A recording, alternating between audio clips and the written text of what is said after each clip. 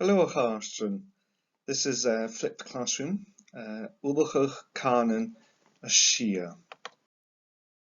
So just to go through quickly what we'll cover in this session. A quick reminder of the difference between verbs and verbal nouns in Gaelic, just to make sure that you are comfortable with that. Then we'll look at noun clauses so that you can start expressing your opinion. We will look at the simple past tense just to make sure that you're comfortable with that, because we're going to start looking at irregular verbs. We won't look at them in too much detail in today's session, but I do want to start introducing them to you. We will look at one irregular verb. We'll look at CHAIDH, me. That's the past tense of to go. And so that you can use CHAIDH, I'm also just going to make sure that you're comfortable using the preposition do, meaning to. So you can say, "Ga me de Glasgow." I went to Glasgow. So a quick revision of verbs versus verbal nouns. I want you to remember that verbs have information about tense, and they often tell you who is doing the verb. A verbal noun, however, has more in common with a noun. It officially is a noun. It doesn't have tense, but it does have gender, for example. It doesn't tell you who the subject is, but it does have a plural form.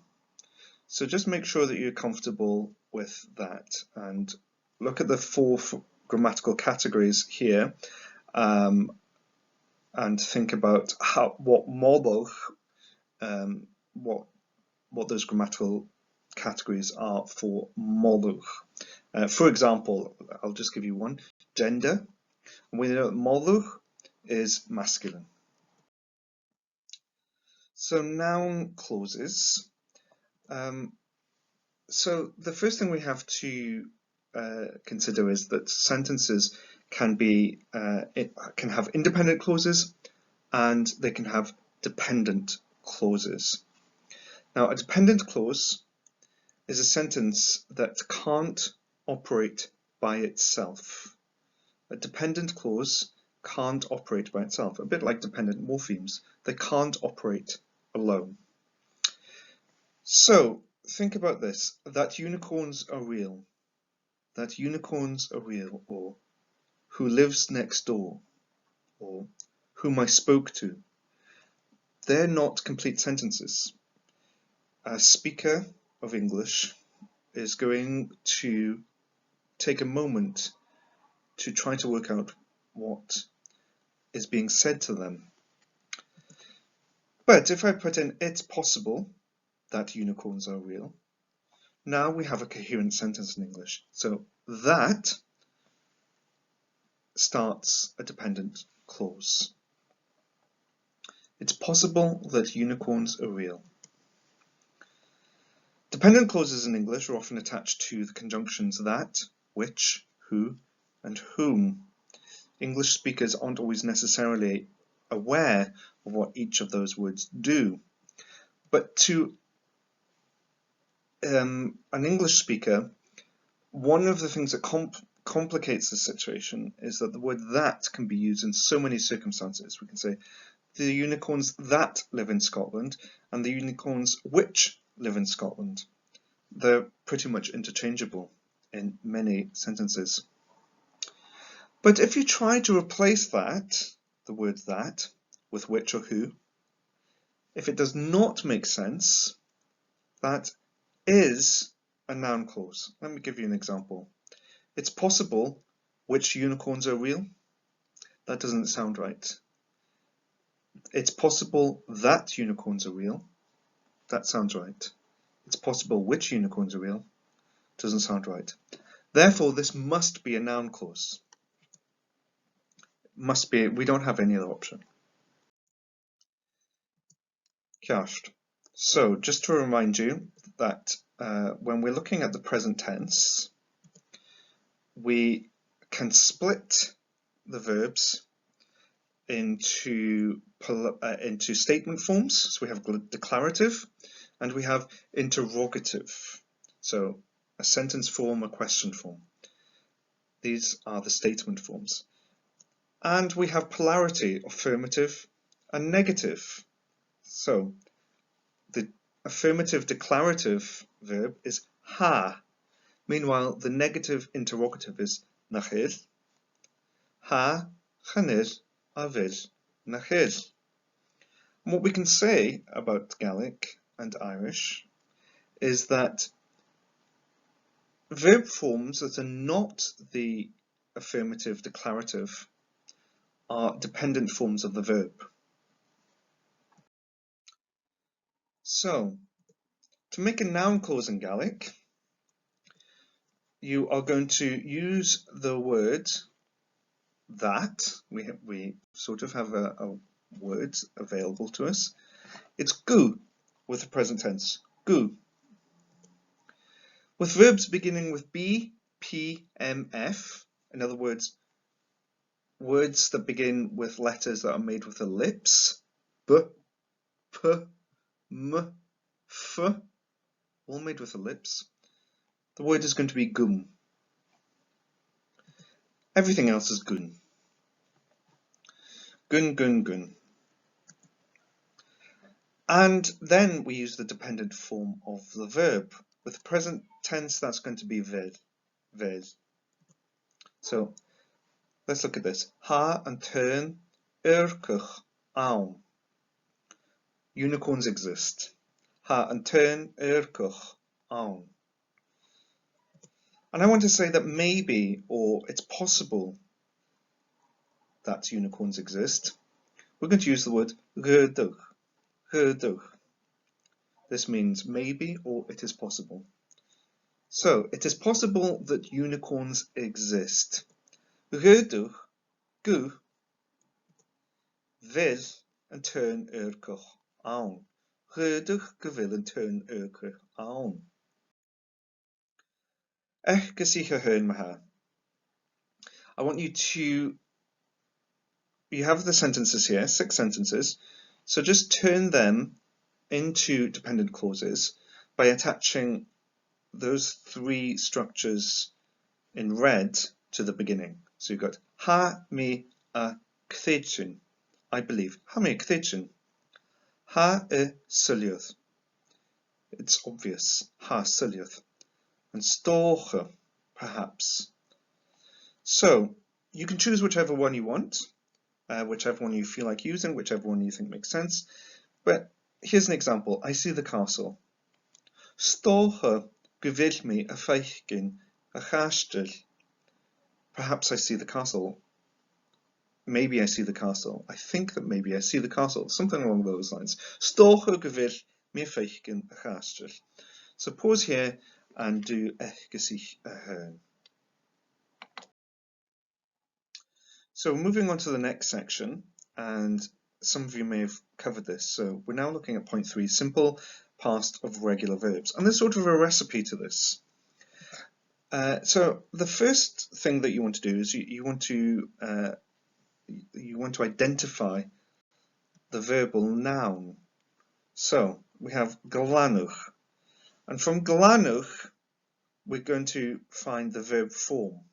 So usually, not always, but usually you take off the suffix at the end. So ch is a verbal noun suffix. So now we have GLAN. And GLAN, at this point, if you don't take this any further, this is an imperative. GLAN de hjomer. Clean your room. GLAN de hjomer. When we're making the past tense, however, what we're going to do is we're going to trigger lenition, or we'll put DH where possible. I'll come back to that in a moment. But for example, GLAN. So now we have GLAN. We know this is the past tense, but it's not a complete sentence. So we need to make sure that we put in the subject or the do of the verb. So for example, GLAN mi. Glan me my hjómur. I cleaned my room. If we have something that begins with a vowel, like iascoch, to fish, the act of fishing, well, the root form is iascich. So, as I said, is a verbal noun suffix, but it's not always the case that a verbal noun ends with och. And in this example, the root form of the verb is iascich. We're going to add this DH apostrophe because it begins with a vowel. So now we've got iascich, iascich. And then the subject, iascich me. Iascich me the turf na haine. With a verb like skriver, or verbal noun like skriver, well, that is not lenitable. SG is not a context which can take lenition. It doesn't begin with a vowel, so we can't add DH. So when we go to point 2, we take off the och, skriv, and there's nothing we can do with point 3 of the recipe. So it remains skriv. Skriv me. Skriv me an litir GU BHEIL. Yeah, so when we're looking at the past tense, we have this matrix again. We have this box where we can look at the statement forms and polarity. And so if we take the verb cloich, which means to play, cloich is the verbal noun and the verb form. That will happen on occasion. So the past tense is chloich, chloich me an sa farg, cóilrí má cháisten. Chadachloich is then the negative declarative. Andachloich, interrogative. Nachdachloich is then interrogative and negative together.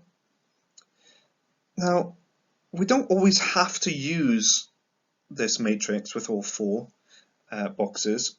If we know that cha, an, and nach are the pre-verbal particles that do the work telling us whether it's declarative or interrogative, we know that cha is a declarative sentence, we know it's negative.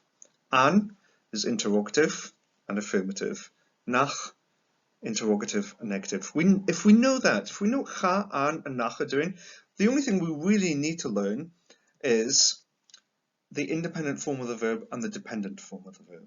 And so with regular verbs, the dependent form always has do prefixed to it.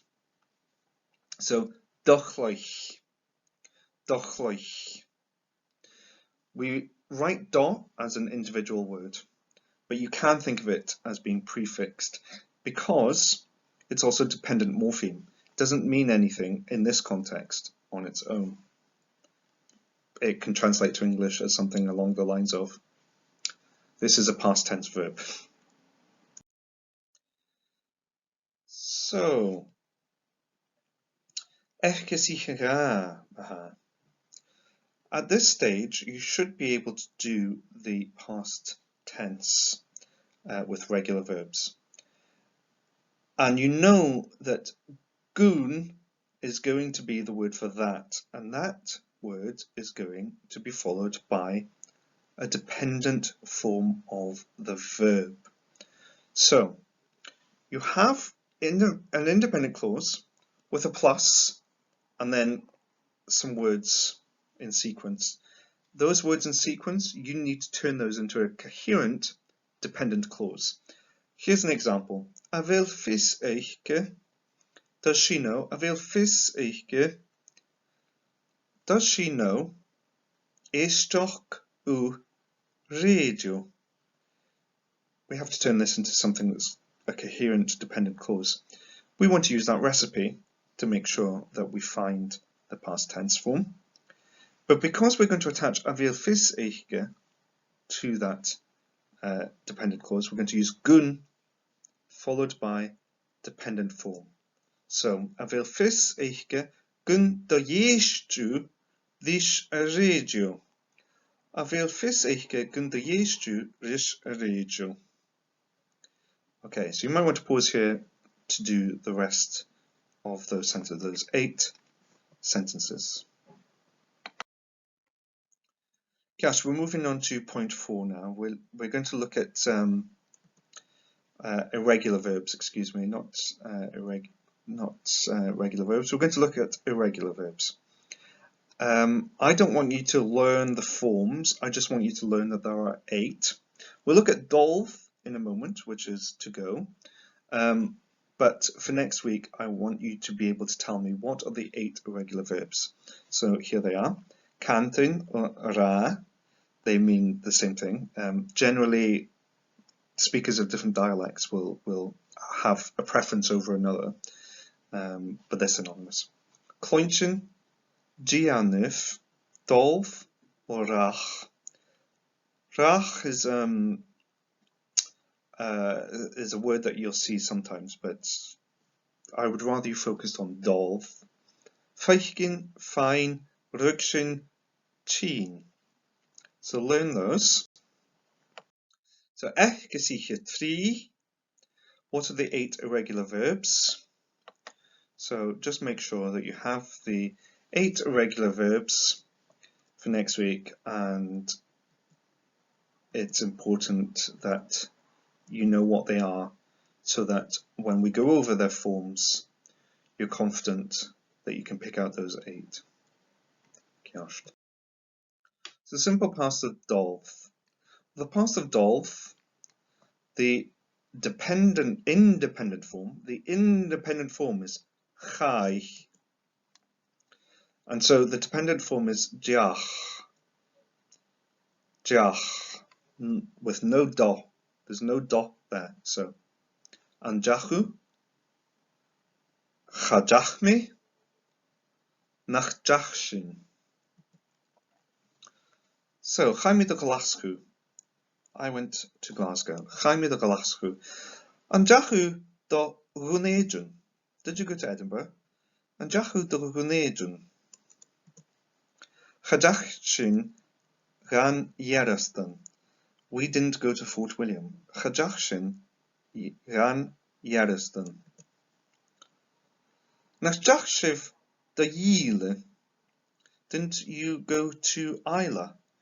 Nachjachshiv de Yile. Hafisakum gun jachi rachi. I know that she went home. Hafisakum gun jachi rachi.